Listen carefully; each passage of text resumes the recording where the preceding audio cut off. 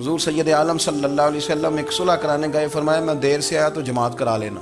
عصر کی نماز کا وقت ہو گیا، سیدنا بلال حبشی نے اقامت پڑھ دی، صدیق اکبر مصلی پہ کھڑے ہو گئے، اتنی دیر میں حضور بھی آ گئے۔ حضور آئے، صحابہ نے ہاتھوں پہ ہاتھ مارنے شروع کیے، اطلاع کر رہے ہیں کہ لوگوں حضور آ گئے۔ سرکار اگلی صف کے قریب پہنچے تو جناب صدیق اکبر نماز پڑھا رہے تھے۔ نماز لوگ تو بغیر نماز کے ادب کرنے پر اعتراض کرتے ہیں، میں بخاری شریف کی حدیث پیش کر رہا ہوں، نماز پڑھا رہے تھے، انہیں پتہ چل گیا نا حضور آئے ہیں۔ حضرت صدیق اکبر نے ایک قدم پیچھے ہٹایا تو حضور نے فرمایا ابو بکر پڑھاؤ نماز۔ ہم نے آج تک یہی سنا ہے کہ حکم ہو جائے تو حکم ماننا، لیکن جناب صدیق اکبر 3 دفعہ حکم آیا پر پیچھے ہٹ گئے۔ حضور مصلی پہ گئے، نماز پڑھائی، سلام پھیرتے کہ ابو بکر میں نے جو 3 دفعہ کہا تھا نماز پڑھاؤ تو پڑھائی کیوں نہیں؟ حضرت صدیق اکبر رو پڑے، ہاتھ دونوں باندھ دیے، گھٹنے زمین پہ رکھ دیے۔ کیا جملہ ہے!